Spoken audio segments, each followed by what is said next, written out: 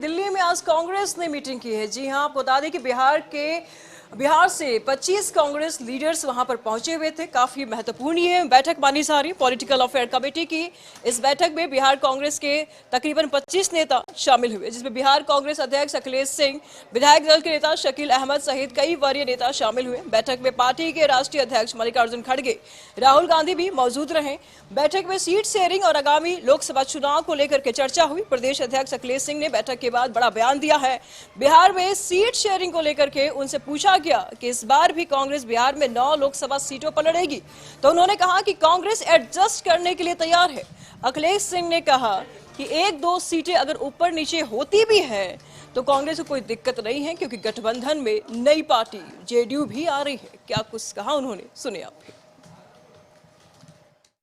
सीटी तो जब गठबंधन होता है तो होता है, राजनीति इधर उधर हो सकता है, उसमें कोई ये नहीं है। उस समय हम लोगों का गठबंधन राजद और वाम दलों के साथ था। इस बार एक नई पार्टी आई है, जनता दल, जिसके मुखिया श्री नीतीश कुमार जी हैं और वहाँ मुख्यमंत्री हैं। तो उसमें फिर 1-2 सीट इधर आगे पीछे होने में कोई बहुत तकलीफ नहीं है, लेकिन हम लोग सामंजस्य बिठा के लड़ेंगे और वहाँ बीजेपी को हराएंगे। 30 को फाइनल हो जाएगा सर, 30 को फाइनल हो जाएगा।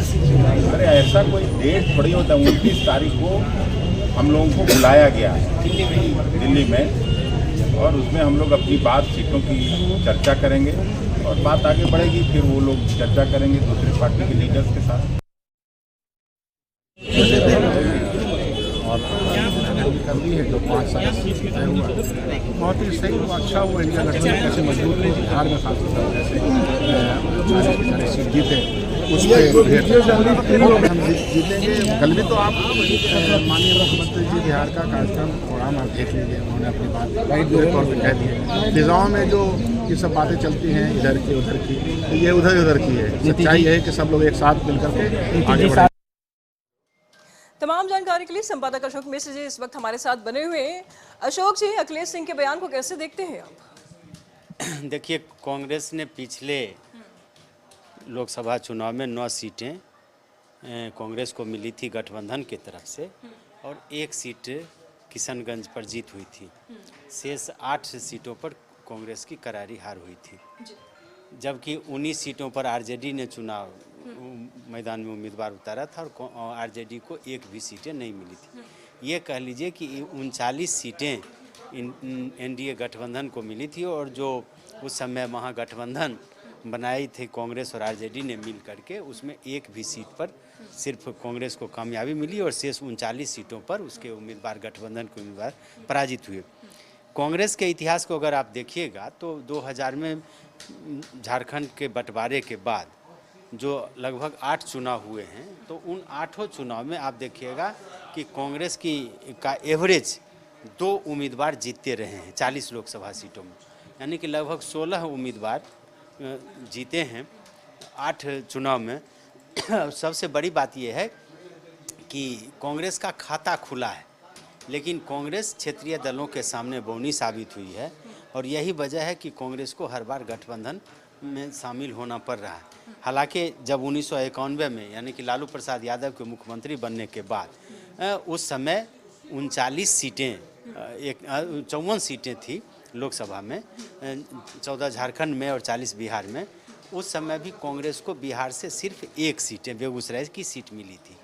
तो कांग्रेस ये मानती है कि सीट अधिक से अधिक लेकर के भी अगर हम अपने उम्मीदवार को नहीं जिता पाते हैं तो कल तोहमत हम पर लगेगा। और आपने देखा होगा कि 2020 का जो विधानसभा चुनाव था, उसमें कांग्रेस को लगभग 40 सीटें मिली थी और कांग्रेस मात्र 23 पर ही उसके उम्मीदवार जीते थे। तो ऐसी परिस्थिति में कांग्रेस ये समझ रही है कि बिहार में उसकी राजनीतिक हैसियत कमज़ोर है, तो 9 सीटों के बदले, चूँकि इस बार दल की संख्या बढ़ी है और ख़ास करके 16 सीटें जो जदयू के पास हैं, तो जदयू उससे कम पर मानने वाली नहीं है वैसी पर। और दूसरी तरफ है कि आरजेडी को भले ही 1 भी सांसद नहीं हो, लेकिन 80 लगभग सीटें विधानसभा में उसकी हैं, जो कांग्रेस की हैसियत से 3 गुना ज़्यादा है। तो वैसी परिस्थिति में आरजेडी को अगर 15 से 17 सीटें उसकी हैसियत के मुताबिक मिलेगी, तो कांग्रेस को 9 सीटें नहीं मिल सकती हैं। अगर 1 एक विधानसभा ये आप एवरेज निकालिएगा तो 6 विधानसभा पर भी अगर एक उम्मीदवार की अगर बात करें तो कांग्रेस को 4 सीटों से ज़्यादा नहीं मिल सकता। इसलिए अखिलेश सिंह ने ये बात कही है और इसके पीछे मकसद यही है कि आप गठबंधन धर्म का पालन करने के लिए आपको 2 कदम पीछे भी हटना पड़ता है तो वो हट सकती है कांग्रेस भी ये मानती है कि गठबंधन में जो सीटों की मारामारी है उसको लेकर के कांग्रेस को 9 सीटें नहीं मिल सकती है। इसलिए कि जदयू एक बहुत बड़ी हैसियत, चूँकि उसके 16 सांसद हैं और वो घटक दल में शामिल हैं, तो ऐसी परिस्थिति में कांग्रेस को पिछली दफ़ा जितनी सीटें मिली थी उतनी सीटें नहीं मिल सकती हैं। अगर 19 सीटों पर आरजेडी ने अपने उम्मीदवार खड़ा किया था तो इस बार हो सकता है कि आरजेडी भी 15 से 16 सीटों पर अपने उम्मीदवार खड़ा करे। जैसे हम लोगों को जो जानकारी मिली है, राजनीतिक हलकों से जो जानकारी मिली है, उसमें इन लोगों के बीच सीटों की सहमति हो चुकी है और 15 सीटें जदयू और 15 सीटों पर आरजेडी चुनाव लड़ेगी। शेष जो 10 सीटें बच जाती हैं वो घटक दलों में, और उसमें कांग्रेस को 5 से 6 सीट मिलेगी, वामपंथी दलों के खाते में 3 से 4 सीटें जाएंगी।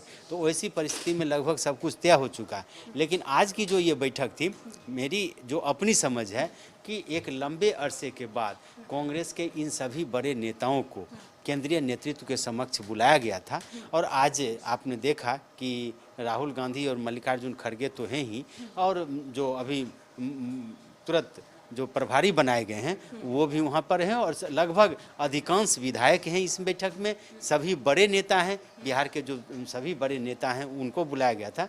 तो एक ये महत्वपूर्ण बैठक हुई है और उस बैठक का लबोलुआब यही है कि कांग्रेस ने ये संदेश दे दिया है कि उसने चुनावी तैयारी शुरू कर दी है, नंबर 1। दूसरी बात, सीटों के तालमेल को लेकर के वो गठबंधन दल में विवाद पैदा नहीं करना चाहती, और नंबर 3 कि सभी नेताओं को यह हिदायत दी गई है कि आप एकजुट केवल यहाँ नहीं दिखिए, आप एकजुट ज़मीन पर भी दिखिए और पार्टी कांग्रेस के उम्मीदवार के लिए नहीं, महागठबंधन के उम्मीदवार की जीत सुनिश्चित करने के लिए सभी को एक होने की ज़रूरत है। जिसको टिकट मिले उसको भी और जिसे टिकट नहीं मिले उसे भी। आपसी विवाद को खत्म करिए और लीडरशिप के नेतृत्व में पूरी तरह से एकजुट होकर के चलिए। छोटे से शब्दों में जवाब दीजिएगा अशोक जी कि ठीक है, अभी इंडिया गठबंधन की जब मीटिंग हुई तो इसमें बिहार की जो नेता गए थे कहीं ना कहीं उनको अनदेखी की गई थी, ऐसी खबरें हमारे सामने आ रही थी। लेकिन जब कांग्रेस ने मीटिंग रखी तो सबसे पहले बिहार को ही चुना, बिहार से ही कांग्रेस के लीडर गए मीटिंग के लिए। देखिए, इस सीधा है कि कांग्रेस बड़ी पार्टी है और कांग्रेस का जो केंद्रीय नेतृत्व है, जब 28 दलों का गठबंधन है तो ऐसी परिस्थिति में पार्टी के शीर्ष नेता ही उसमें जाएंगे। तो मल्लिकार्जुन खड़गे और अगर राहुल गांधी जाते हैं, सोनिया गांधी जाती है, तो बिहार के नेताओं के लिए वहाँ पे जगह कहाँ है। लेकिन इतना जान लीजिए कि कांग्रेस ये मानती है कि बिहार में गठबंधन मजबूत है, इंडिया गठबंधन मौजूद है और यहाँ पर ड्राइविंग सीट पर नीतीश कुमार और आपने कहा कि अगर सोनिया गांधी जाती हैं, राहुल गांधी जाते हैं तो बिहार के नेताओं के लिए जगह कहाँ है। लोकसभा का चुनाव है अशोक जी, बिहार के नेताओं को जगह देनी पड़ेगी वरना रिस्क ज़्यादा है। नेतृत्व कौन करेगा? नेतृत्व तो केंद्रीय नेतृत्व करेगा ना। उस बैठक में फैसला तो केंद्रीय नेतृत्व, और उसी के आलोक में आपने देखा कि 5 सदस्यीय जो कमेटी गठित की गई है अलायंस के लिए घटक दलों के, वो फिर की गई है। और आज बिहार के नेताओं को जो तलब किया गया दिल्ली में और जो महत्वपूर्ण बैठक हुई, इसका मतलब है कि बिहार को तवज्जो देती है और उसको लगता है कि हिंदी पट्टी राज्यों में बिहार एक ऐसा राज्य है जहां कम से कम विवाद हो सकता है। अखिलेश यादव से राहुल गांधी और मल्लिकार्जुन खड़गे को उम्मीद कम है, लेकिन नीतीश कुमार और तेजस्वी प्रसाद यादव से उम्मीद ज़्यादा है। और लगता है कि बिहार में सीट के मामले का पेच जो है सो कांग्रेस के लिए फंसने वाला नहीं है। वैसी परिस्थिति में उन नेताओं को भी संकेत दे दिया गया है कि जो ये नेता चाहते थे कि इन सीटों पर हमें चुनाव लड़ना है, तो उनको संकेत दे दिया गया कि अगर आपको सीटें नहीं मिले तब भी आपको गठबंधन को जिताना है और कांग्रेस को जिताना है।